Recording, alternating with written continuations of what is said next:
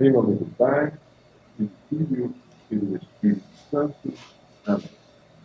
Nesta transmissão sobre a esperança não decepciona, spes non deludet. Vamos iniciá-la recitando as 3 Ave-Marias. Ó Maria, fazei o meu coração tão puro quanto o vosso, pelo poder que vos deu Deus Pai. Ave Maria, cheia de graça, o Senhor é convosco. Bendita sois vós entre as mulheres, e bendito é o fruto do vosso ventre, Jesus. Santa Maria, Mãe de Deus, rogai por nós, pecadores, agora e na hora da nossa morte. Amém. Pela sabedoria que vos deu o Deus Filho, Ave Maria, cheia de graça, o Senhor é convosco. Bendita sois vós entre as mulheres, e bendito é o fruto do vosso ventre, Jesus. Santa Maria, Mãe de Deus, rogai por nós, pecadores, agora e na hora da nossa morte. Amém. Pela misericórdia que vos deu o Espírito Santo, Ave Maria, cheia de graça, o Senhor é convosco. Bendita sois vós entre as mulheres, bendito é o fruto do vosso ventre, Jesus. Santa Maria, Mãe de Deus, rogai por nós, pecadores, agora e na hora da nossa morte. Amém. Spes non confundit. A esperança não decepciona. Este é o título da carta do Papa Francisco de inauguração do ano jubilar ordinário da Encarnação. A cada 25 anos, a Igreja proclama um jubileu, um ano da graça, um ano de redenção, um ano de misericórdia, um ano de perdão dos pecados, um ano de remissão das penas temporais devidas aos pecados já perdoados quanto à culpa, um ano de graça. E este ano de graça já começou, por ordem do Papa São João Paulo II, que ordenou que em cada igreja catedral, no dia 29 de dezembro, fosse celebrada a cerimônia de inauguração do ano jubilar 2025. Este ano ordinário da redenção, este ano ordinário da encarnação, ele teve um precedente, que foi o ano 2000. O 2000 foi um grande jubileu, porque nós estávamos atravessando um milênio. Mas, independentemente de atravessar ou não um século ou um milênio, a cada 25 anos a Igreja celebra um ano jubilar. E de onde vem isso? Isso tem raízes bíblicas. Vejamos aqui como era na legislação mosaica, no livro do Levítico, um ano chamado jubilar. Levítico capítulo 25, o ano do jubileu. Vou ler para vocês com calma, a partir do versículo 8, tá? Contarás 7 semanas de anos, 7 vezes 7, 49. 7 vezes 7, isto é, o tempo de 7 semanas de ano, 49 anos. No 7º mês, no 10º dia do mês, farás vibrar o toque da trombeta. No dia das expiações, farei soar a trombeta em todo o país. Essa trombeta, em hebraico Yobel, deu origem ao ano jubilar. Yobel era a corneta, a trombeta feita com chifre, que quando ela era soprada, fazia um som bem berrante, bem penetrante. E este som servia para indicar: começou agora um ano de júbilo, começou agora um ano de alegria, de paz, de misericórdia, de perdão. Começou um jubileu, que era a cada 50 anos. Era no dia das expiações, porque era o dia em que se ofereciam vítimas em expiação pelos pecados. Exatamente nesse dia em que se soava a trombeta. Declarareis santo o 50º ano e proclamareis a libertação de todos os moradores da terra. É um ano de libertação. Será para vós um jubileu. Cada um de vós retornará a seu patrimônio, e cada um de vós voltará ao seu clã. O 50º ano será para vós um ano jubilar. Não semeareis, nem ceifareis as espigas que não forem reunidas em feixe, e não vindimareis as cepas que tiverem brotado livremente. O jubileu será para vós coisa santa, e comereis o produto dos campos. Este ano a terra deveria descansar, e o Senhor providenciaria que a colheita anterior fosse abundante para suprir a falta de semeadura no ano jubilar. Neste ano do jubileu, tornará cada um a sua possessão. Se venderes ao teu compatriota ou dele comprares, que ninguém prejudique a seu irmão. Segundo o número dos anos decorridos depois do jubileu, comprarás de teu compatriota, e segundo o número dos anos das colheitas, ele te estabelecerá o preço da venda. Quanto maior o número de anos, mais aumentarás o preço.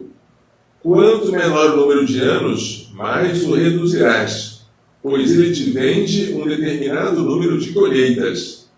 Ninguém dentre vós oprima seu compatriota, mas tenha o temor de teu Deus, pois eu sou o Senhor, vosso Deus. Ou seja, a terra foi dividida entre as 12 tribos de Israel.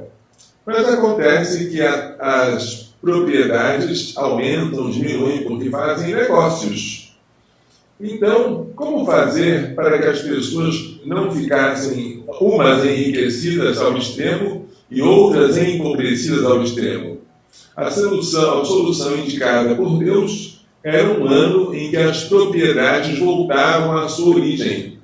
De modo que se você comprasse alguma coisa, se você comprasse uma terra de um seu irmão, compatriota, o preço da terra seria proporcional à quantidade de anos até o próximo jubileu.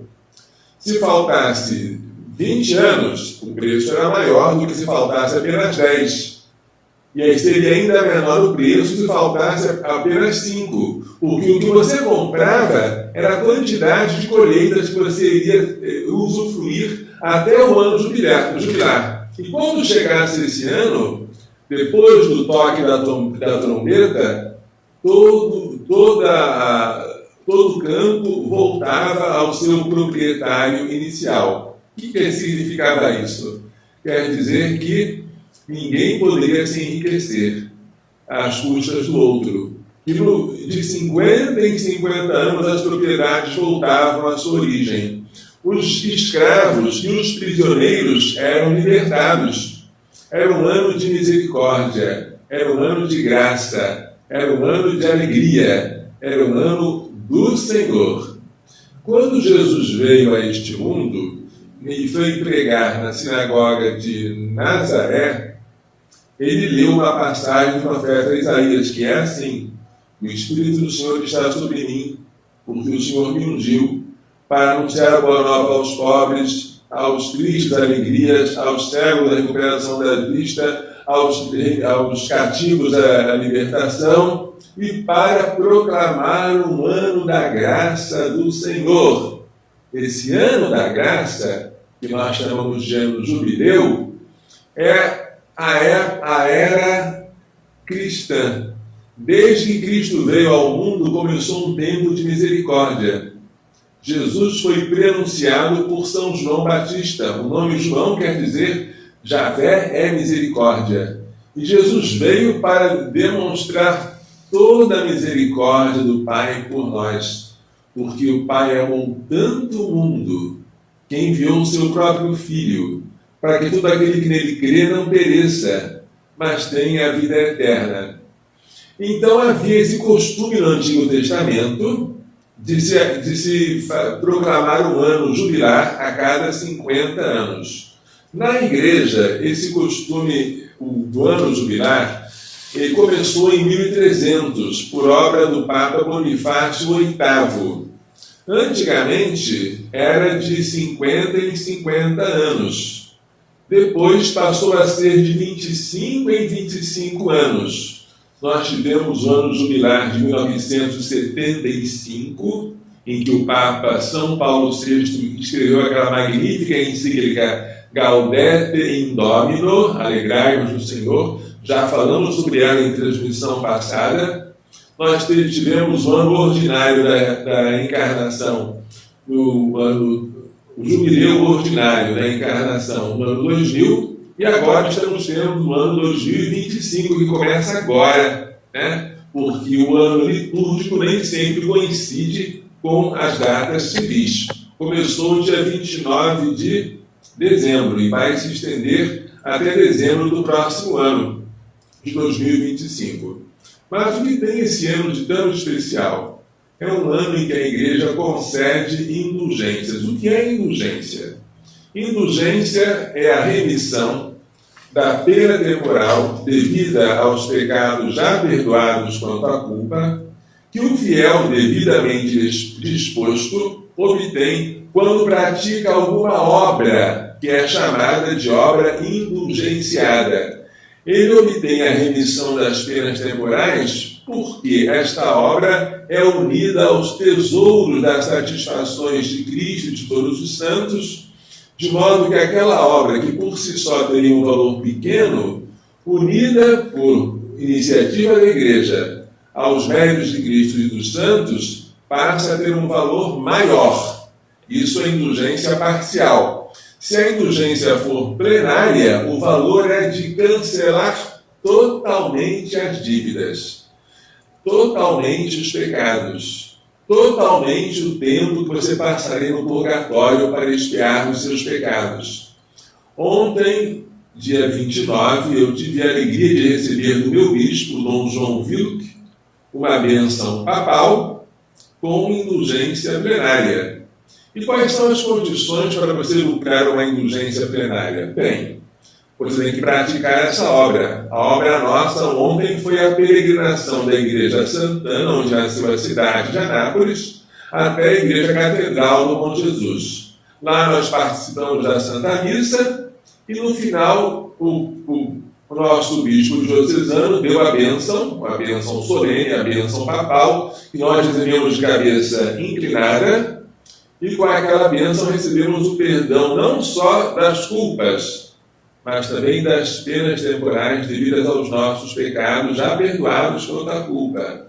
É uma graça que a Igreja nos dá, é uma liberalidade, é um favor, é a misericórdia. Tudo isso ela faz porque ela é mãe amorosa e ela nos ama. E ela veio aqui para distribuir as graças que Cristo obteve para nós com o preço do seu sangue na cruz. Para adquirir uma indulgência plenária, você tem que praticar a obra que é indulgenciada. Você tem que também ter confessado e comungado. A confissão não precisa ser no mesmo dia, mas a comunhão convém que seja no mesmo dia. Para cada indulgência plenária, uma comunhão. E você tem que ter o coração desapegado de qualquer pecado, mesmo venial. E você tem que rezar uma oração pelo Papa, que usualmente é um Pai Nosso e uma Ave Maria. Cumpridas as exigências, você ganha uma indulgência plenária. Padre, eu tenho uma dúvida. E se eu estiver em estado de graça, mas sem desapego de um pecado venial pequenininho, que eu não consigo deixar de cometer? Se você não se arrependeu, por exemplo, de um pecado venial, pequeníssimo, mas você não se arrependeu, então você não pode lucrar a indulgência plenária. Você pode lucrar uma indulgência parcial, mas não plenária.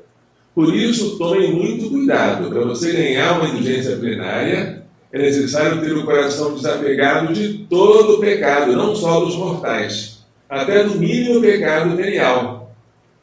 Assim a gente se exercita na graça de Deus, a gente se esforça para adquirir isso que a Igreja nos oferece com as condições impostas pela Igreja. Mas o tema deste ano de júbilo, deste ano de misericórdia, deste ano de graça, o tema deste ano jubilar é a esperança. E a encíclica do Papa Francisco começa com essas palavras: a esperança não decepciona. Vamos ler estas frases exatamente como ela é retirada da Bíblia, na Carta aos Romanos. Carta aos Romanos, capítulo 5. Tendo sido, pois, justificados pela fé, justificados quer dizer tornados justos pela fé em Cristo Jesus, estamos em paz com Deus por nosso Senhor Jesus Cristo, por quem tivemos acesso pela fé a esta graça, ao estado de graça, na qual estamos firmes e nos gloriamos na esperança da glória de Deus. Que coisa bonita! A graça é o germe da glória. Nós, estando em estado de graça, temos esperança de alcançar a visão de Deus face a face, que é a glória. Então, o estado de graça agora é um antegozo daquilo que você vai obter no céu. Não há nada de mais maravilhoso aqui na Terra, enquanto caminhamos neste mundo como peregrinos, do que o estado de graça. A alma que está em estado de graça pode dizer, sem mentir nem exagerar, eu vivo. Mas já não sou eu. É Cristo que vive em mim. Citação de Gálatas 2:20. A alma que está em estado de graça pode se lembrar daquelas palavras de Jesus no Evangelho de São João. Se alguém me ama, guardará a minha palavra, e meu Pai o amará, e viremos a ele, e nele faremos nossa morada. Evidentemente que junto com o Pai e o Filho vem também o Espírito Santo, que é o laço de união entre os dois. Quem está em estado de graça pode ouvir aquelas palavras do pai do filho pródigo ao filho mais velho. Filho, tu estás sempre comigo, e tudo que é meu é teu. É lindo você poder dizer, eu sou participante da natureza divina. Embora eu tenha uma natureza humana, eu agora participo da vida de Deus, e essa vida de Deus em mim é chamada de graça. Eu agora sou capaz de participar da vida de Deus, e a vida de Deus é conhecimento e amor, de modo que eu sou capaz de conhecer como Deus conhece e amar como Deus ama, para além das exigências da minha natureza. É uma coisa maravilhosa. Se nós pensássemos no estado de graça, nós teríamos uma alegria de nos fazer chorar. E teríamos um pavor de perdê-lo. Pavor! Porque nada há de pior neste mundo que perder a graça. Daí o nome desgraça. E a igreja nos oferece esta graça. Estávamos falando sobre a esperança. Vamos prosseguir. Que não é só. Nós nos gloriamos também nas tribulações, sabendo que a tribulação produz a perseverança. E a perseverança é uma virtude comprovada. E a virtude comprovada, a esperança. Olha, a esperança vem com a tribulação. Parece que não, né? Parece que atribulados nós vamos perdendo a esperança. Não. Quanto mais somos atribulados, mais nós somos carejados, nós somos experimentados. A nossa virtude é comprovada e aumenta a nossa esperança. E a esperança não decepciona. Spes non confundit. Pois o amor de Deus foi derramado em nossos corações pelo Espírito Santo que nos foi dado. Esse amor de Deus é de tal modo grande que aquilo que Ele manda que nós esperemos é uma esperança certa. Não é uma certa esperança. Ele promete dar todos esses dons se nós perseverarmos. Evidentemente, nós não sabemos se vamos perseverar. Por isso, temos sempre que pedir a graça da perseverança final. Mas se perseverarmos até o fim, Ele nos acolherá. Ele na sua casa, como Jesus falou, na casa de meu Pai há muitas moradas. Eu vou preparar-vos um lugar. O lugar Ele já preparou. O caminho é Ele próprio. Eu sou o caminho, a verdade e a vida. E a esperança é esse desejo que nós temos, essa expectativa alegre de um dia estar lá no céu junto com o nosso irmão mais velho, primogênito de muitos irmãos, nosso Senhor Jesus Cristo, junto com o nosso Pai do céu, no qual todos nós somos filhos adotivos, e junto com o Espírito Santo, doce hóspede da alma, e templo do nosso corpo, né? Da nossa alma, e do qual o nosso corpo é templo. Tudo isso é uma maravilha que nós esperamos para além da nossa morte, depois de passarmos o juízo particular, gozar da visão da Santíssima Trindade. A esperança não decepciona, porque o amor de Deus foi derramado em nossos corações pelo Espírito Santo que nos foi dado. Pois, se quando éramos inimigos, fomos reconciliados por Deus pela morte de seu Filho, muito mais agora, uma vez reconciliados, seremos salvos por sua vida. Ora, São Paulo está com uma alegria muito grande, né? E ele dirá no capítulo 8, não é aqui no capítulo 5, quem nos poderá separar do amor de Cristo? Nem a fome, nem a nudez, nem o perigo, nem a espada, nem as tribulações, nem quaisquer uma das potestades, nada nos poderá separar do amor de Deus em Cristo Jesus. E esta alegria nos faz ir para frente.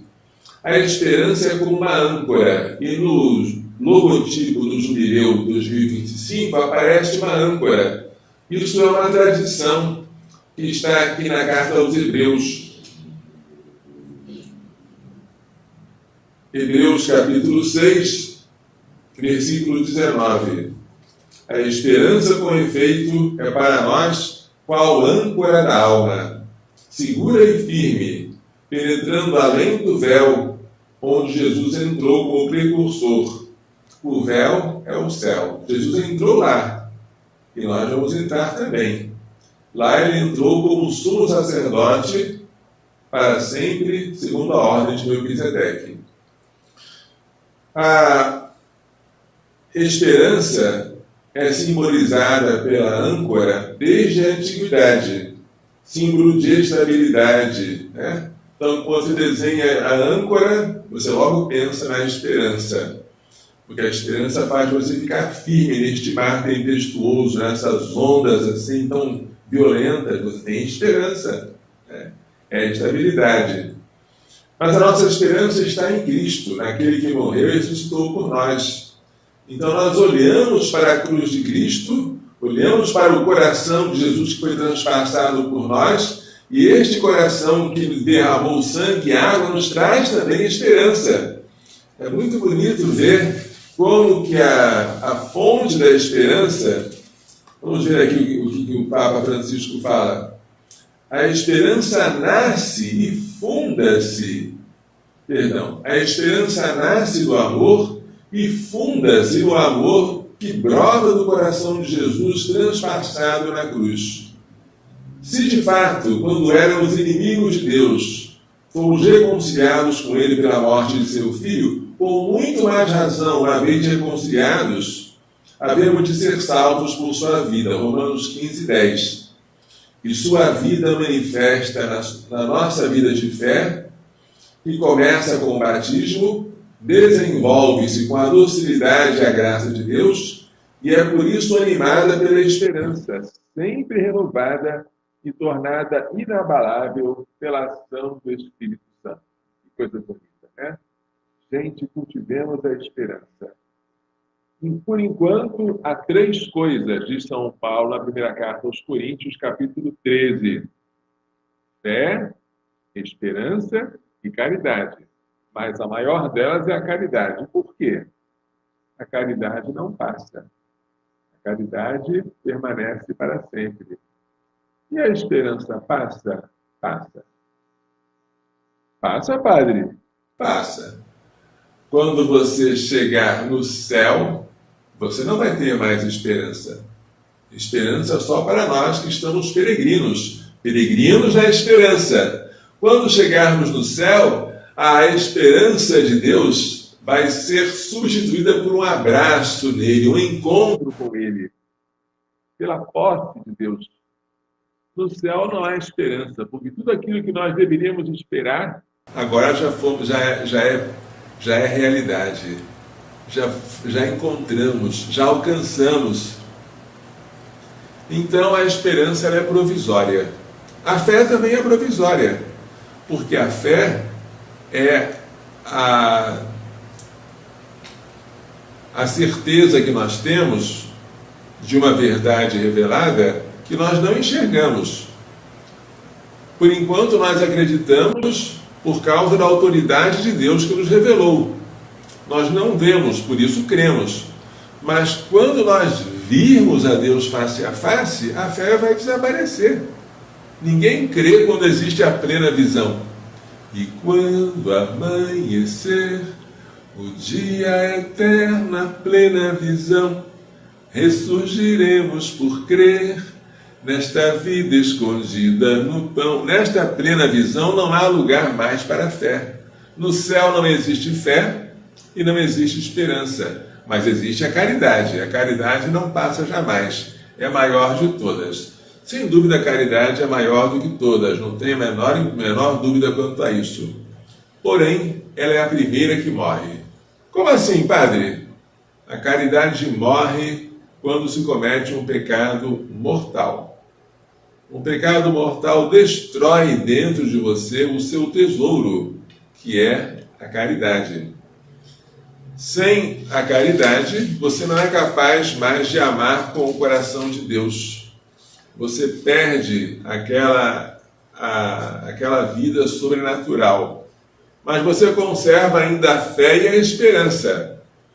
A fé você conserva, mesmo tendo cometido um pecado mortal. Tanto é assim que você, por causa da fé que você conserva, vai procurar um padre, porque você crê, a fé você conserva, que o padre vai poder absolver dos seus pecados.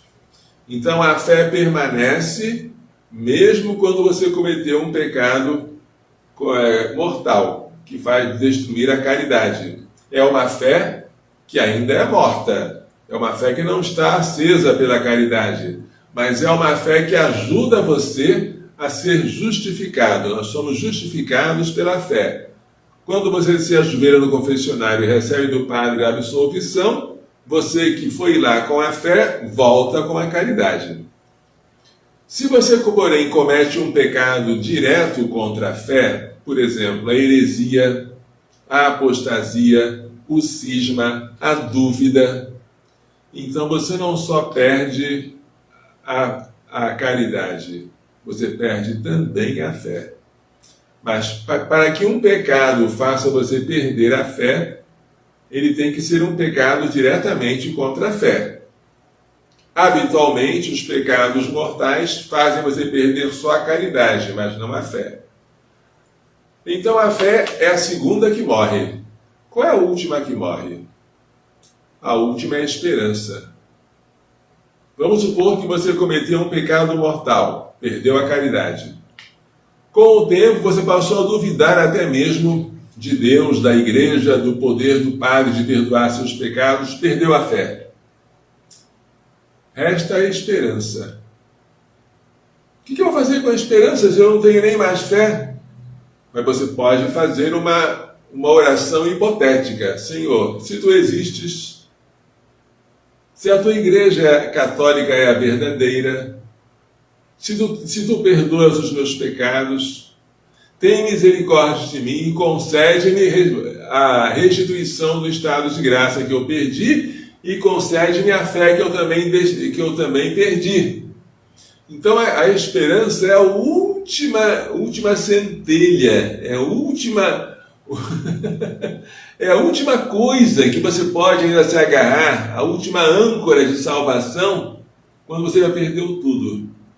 Não perca a esperança, por favor, não perca, porque depois que você perde a esperança, não há nada mais para perder, nada, absolutamente nada. Se você perde a esperança, você não tem mais nem a alegria, a expectativa de ir para o céu, nem você tem mais o medo de ir para o inferno. Perdeu tudo.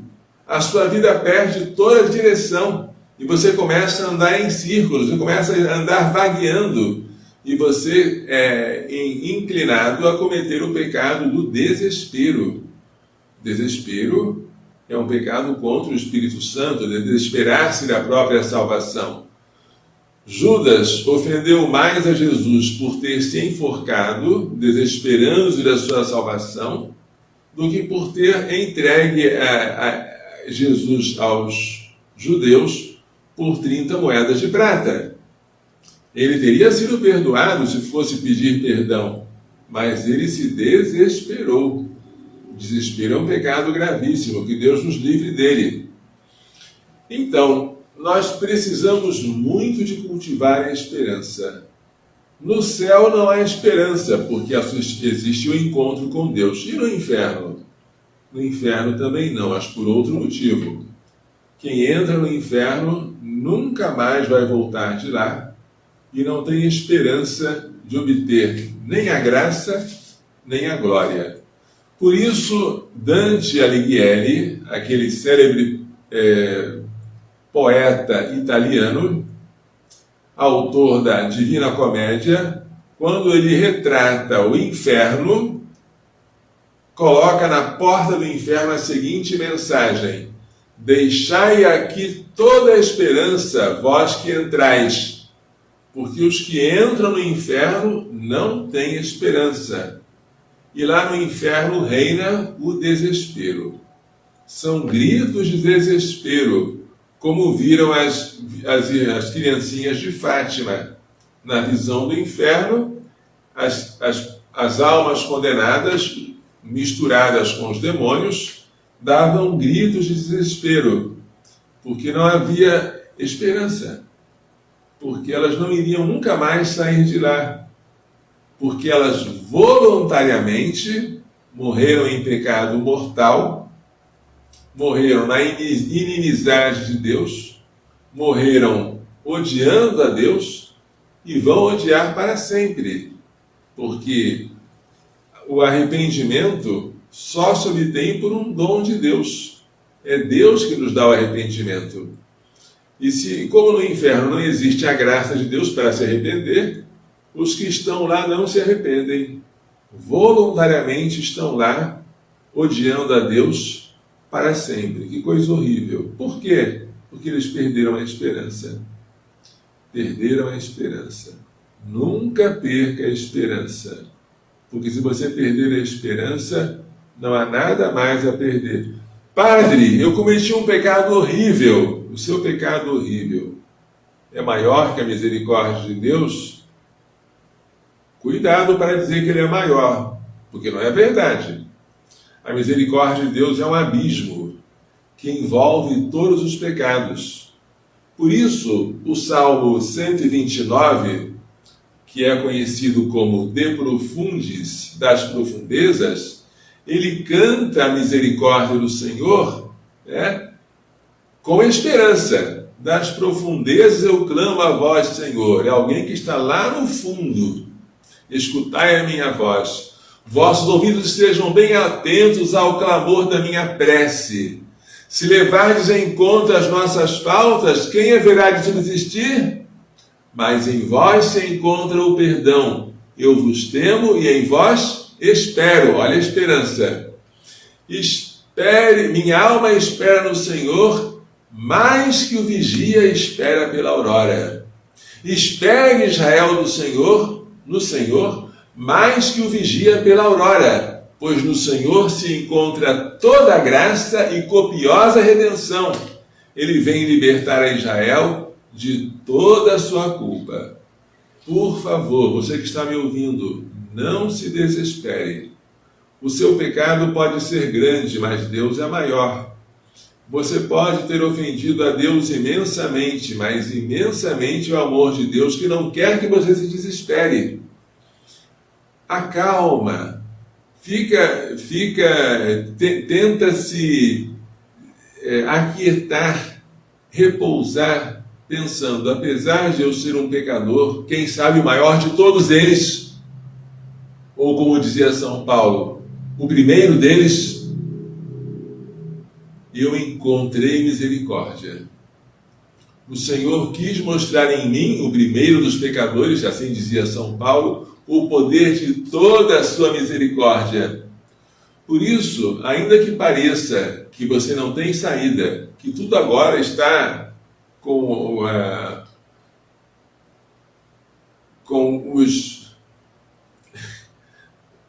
tudo está fechado. Tudo está sem você enxergar nada. Parece que você só enxerga aquela escuridão que Nossa Senhora e São José enxergavam enquanto estavam procurando o menino Jesus perdido no templo. Eles não se desesperaram.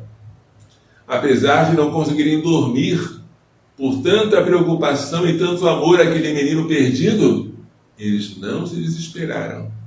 E foram até o fim e encontraram Jesus no templo. Maria Santíssima sofreu tanto que ela fez uma queixa amorosa. Meu filho, por que fizeste isto conosco? Teu pai e eu aflitos te procurávamos. Mas Jesus respondeu: por que me procuráveis? Não sabias que devo estar na casa de meu pai? A esperança não decepciona. Eu sei em quem coloquei a minha esperança. Eu estou pronto a dar as razões da minha esperança para aqueles que vierem me procurar. A esperança de que se fala neste ano jubilar, ela deve ter um caminho de esperança. Quais são os sinais de esperança que o Santo Padre, o Papa Francisco, nos dá neste ano jubilar? O primeiro sinal de esperança é que ela se traduza em paz. Ele faz votos de que as guerras cessem, que os países deixem de gastar em armamentos, porque a guerra é um escândalo. Não deveria haver guerra. Todos nós deveríamos viver em paz, a paz que Cristo nos veio trazer. Segundo, interessante o Papa falar disso, abertura à vida. O Papa vê com tristeza a queda da natalidade. Na Europa, os países já estão com taxa de crescimento negativo. Ou seja, a cada ano diminui o número de cidadãos, porque uma geração não repõe mais a outra. As pessoas que dão à luz, as pessoas que nascem, são em número menor do que aquelas que morrem. Então ele fala da abertura à vida, porque o desejo de transmitir a vida será uma esperança para nós. Que no casamento se leve em conta aquilo que o padre pergunta: quereis receber com amor os filhos que Deus vos confiar, educando-os na lei de Cristo da igreja? Sim, sim. Receber os filhos com amor, abrir-se para a vida, abrir-se para uma família numerosa, aceitar os filhos que Deus nos quer dar. Isso é maravilhoso, gente. Isso tudo é maravilhoso. O Papa também fala que neste ano nós tenhamos atenção para com os migrantes, os idosos, os avós e as avós, os pobres de um modo geral, que eles não sejam excluídos da nossa atenção, porque o que fizermos aos pobres é ao próprio Jesus que nós faremos, não é? Então, haverá uma coisa que o Papa nos faz questão de lembrar, também no ano 2025, 1700 anos da celebração do Concílio de Nicéia, o primeiro concílio ecumênico, do ano 325, aquele concílio convocado pelo imperador Constantino, que reuniu bispos de todo o mundo, juntamente com o Papa, para declarar contra Ario, que a pessoa de Cristo, nosso Senhor Jesus Cristo, é Deus, é uma pessoa divina, Deus de Deus, luz da luz, Deus verdadeiro de Deus verdadeiro, gerado, não criado, consubstancial ao Pai. Esta fórmula de fé, que se tornou clássica, todos nós a repetimos nos domingos da Santa Missa, nasceu desse concílio de Nicéia, no ano 325. Vamos completar 1.700 anos deste concílio, que foi uma coisa maravilhosa, um acontecimento maravilhoso para a fé católica. Em que nós esperamos? Bem, nós temos a esperança como uma âncora. Nós esperamos a vida eterna. Esperamos no futuro a ressurreição da carne. Esperamos novos céus e nova terra, onde habitará a justiça. Esperamos o que eu espero. Sabe o que eu espero? Com minha mãe estarei na santa glória um dia, junto à Virgem Maria, no céu triunfarei. No céu, com minha mãe estarei. No céu, com minha mãe estarei. Vocês não ardem o coração de cantar essa música?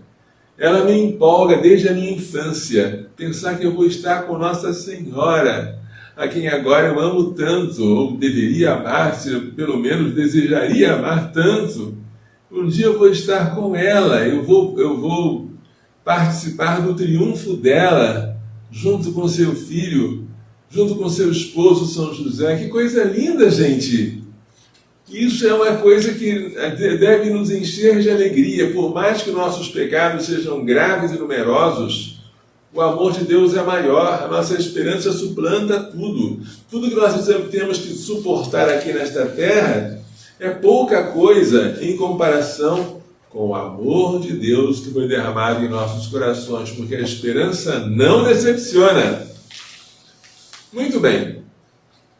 Então, o Papa deseja que neste ano jubilar se dê uma atenção especial ao sacramento da penitência e que se favoreça a sua celebração individual. Nada de confissão comunitária. Porque é pelo sacramento da penitência que nós nos reconciliamos com Deus e obtemos o perdão. O perdão de todos os nossos pecados. Bem, obedeçamos ao Papa. Façamos deste ano um ano de peregrinação na esperança. Nada de desespero. Gente, nós estamos vendo agora pessoas se suicidando, às vezes jovens. Por quê? Um ato de desespero assim, de alguém que perdeu o sentido da vida, pode ser também um ato de perturbação mental, nós não sabemos, mas nós temos que falar sobre o sentido da vida. Não adianta só falar para os jovens, a vida é bela, curta a vida, viver é melhor, vida assim. Porque isso tem pouca eficácia. Se o jovem entende que a vida é boa, porque você pode gozá-la, fruí-la, desfrutá-la, é pouco, porque isso aí, o jovem quer muito mais do que isso, o jovem quer eternidade. Mas se você coloca no coração do jovem, vamos falar do nosso caso, das nossas gestantes, né? Você coloca no coração daqueles que nós queremos socorrer, as nossas gestantes, os nossos jovens, aquilo que nos aguarda no céu. Então eles pensam, nossa, viver não é inútil. Nós não estamos aqui andando em círculos. Não estamos aqui para aproveitar a vida por mais prazerosa que ela seja. Estamos pensando em algo que não passa, que é eterno. Essa é a nossa esperança.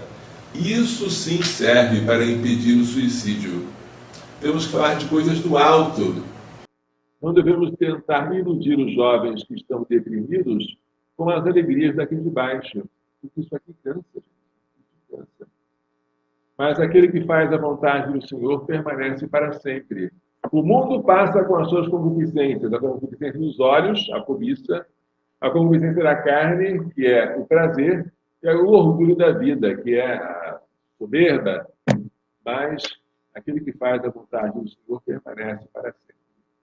Esta é a leitura da primeira carta de São João que nós lemos hoje, dia 30. Né?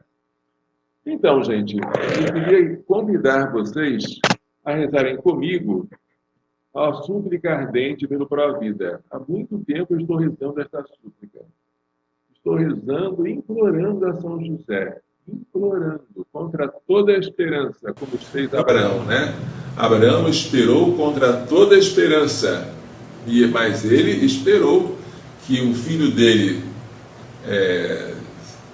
um filho nascido dele, da esposa dele, já em idade avançada, seria o seu herdeiro.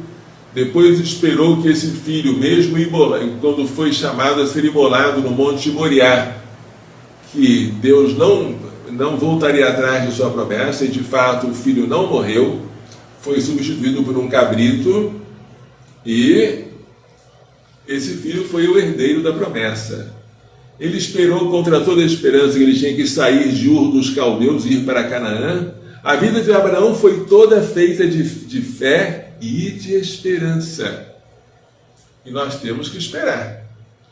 O Provida nunca passou por uma situação tão crítica como está agora. Nunca. Desde os momentos que eu participei da fundação do Provida, em 1997, ainda me lembro do Dom João, Dom Manuel Pestana, assinando a ata de fundação. De todos esses anos, de todos esses percursos, tudo que nós já passamos aqui, o Provida nunca passou por uma crise tão grave, tão profunda, tão angustiante como aquela pela qual nós passamos agora. E é por isso que eu peço a São José, que tem o poder de tornar possível as coisas impossíveis, uma oração que o Papa Francisco gosta muito de rezar a São José, pedindo a ele que se compadeça de nós e que nos dê aquilo que por nossa força é impossível e que pela aparência é totalmente inacessível, inatingível. Glorioso e castíssimo São José, a cujo nome está consagrado o nosso oratório, o Oratório São José. Vinde em nosso socorro nesta aflição pela qual passamos. Vós que experimentastes a dor de não encontrar um lugar para o menino Jesus nascer, não permitais que esta casa feche as portas ao mesmo menino que a nós vem na pessoa de uma criança em gestação. Vós que com prontidão vos levantastes e tomastes o menino e sua mãe para levá-los para longe da fúria de Herodes, vinde depressa libertar-nos da fúria do inferno, que deseja a ruína desta casa e desta obra. Vós que amais as crianças, pois vedes nelas o próprio Filho de Deus, a quem sustentastes e protegestes, não deixeis que os pequeninos sejam privados da vida natural pelo aborto, nem da vida sobrenatural pela falta do sacramento do batismo. Vós que trabalhastes silenciosamente no lar de Nazaré, não deixeis que a falta de silêncio em nós venha perturbar a paz que o menino Jesus nos veio trazer. Vós que vos preocupáveis com o sustento e o bem-estar dos dois tesouros a vós confiados, Jesus e Maria, providenciai para as mães e seus filhinhos, a quem assistimos, tudo o que for necessário para o corpo e para a alma. Se é desejo de Deus, como desejava nosso fundador Dom Manuel Pestana Filho, que haja irmãs religiosas para cuidarem das mães gestantes e seus filhos por nascer, não deixeis que este desejo se frustre. Mostrai-nos, São José, quais irmãs Deus escolheu para realizar este trabalho que São João Paulo II chamou de o mais importante da terra. Dai-nos, São José, a pureza angélica requerida para cuidar das criancinhas, cujos anjos vêm continuamente à face de nosso Pai que está nos céus. Obtende-nos de vossa esposa, a Rainha dos Anjos, uma legião de espíritos celestes para guardar esta casa e esta obra contra os ataques do maligno. Obedientíssimo São José, que nunca venha a faltar em nós a obediência à santa vontade de Deus, que se manifesta pela boca de nossos legítimos superiores. Neste momento em que tudo parece ruir, em que as águas enchem a barca que parece prestes a afundar, em que não vemos saída para nossos problemas, manifestai o poder da vossa intercessão junto a Jesus e Maria. Depois de Jesus e Maria, em vós colocamos a nossa confiança. Ó Salvador do Salvador, vinde salvar-nos. Ó Pai virginal de Jesus e esposo castíssimo da Virgem Maria, vinde sem demora em nosso auxílio. E agora vamos rezar a oração à Madre Maria José de Jesus, né? Esta oração tão eficaz. A oração pedindo a beatificação dela,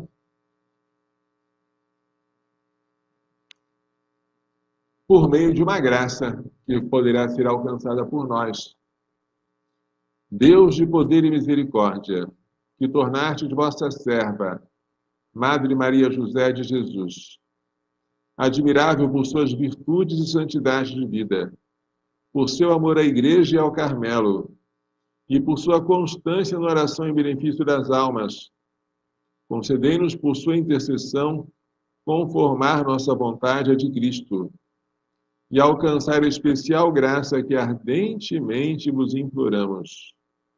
Eu peço a cura da minha coluna, do meu joelho, das minhas articulações, se assim for para a maior glória de Deus, se assim eu puder me imolar com os meus movimentos em favor das almas, e se isso servir para a elevação à honra dos altares da serva de Deus, Madre Maria José de Jesus. Por nosso Senhor Jesus Cristo, vosso Filho, na unidade do Espírito Santo. Amém. Agora se reza um Pai Nosso, uma Ave Maria e um Glória. Se você obtiver uma graça, comunique ao convento Santa Teresa, lá do Rio de Janeiro, para instruir o seu processo de beatificação. Quem sabe nós tenhamos uma religiosa carmelita, brasileira, carioca, intelectual e cheia de virtudes, elevada à honra dos altares, declarada beata e depois santa, com a graça de Deus. Eu que tenho lido as obras dela, confio, creio, não duvido da santidade dela, e acho que a sua canonização é apenas questão de tempo e questão de nós perseverarmos na oração para este fim. Muito bem, já estamos no finalzinho, né? Não podemos prosseguir, porque já vai dar 1 hora de transmissão, é o tempo limite. Então, vamos encerrar dando a bênção final. Por favor, rezem pelo Provida. Rezem muito pelo Provida. Rezem o quanto vocês puderem rezar pelo Provida. Rezem por todas as pessoas que estão envolvidas, pelo nosso bispo Dom João, pelo nosso vigário-geral, pelo nosso presidente, por todas as pessoas que estão assim, ocupando um cargo de direção, de chefia, para que seja feita a vontade de Deus, que é a melhor coisa que nós devemos pedir. O Senhor esteja convosco. Pela imposição de minhas mãos sacerdotais e pela invocação da minha aventurada sempre Virgem Maria, de São José, seu castíssimo esposo, São Luís de Gonzaga, São Luís de Maria Guilhom de Montfort, Santa Genevieve Mola, Santa Teresa do Calcutá, São João Paulo II, São Miguel, São Gabriel, São Rafael, todos os anjos santos, abençoe-os, proteja-os e guarde-os toda a bênção no céu e da terra, Deus Todo-Poderoso, Pai, Filho e Espírito Santo. Amém. Coração Imaculado de Maria, livrai-nos da maldição do aborto.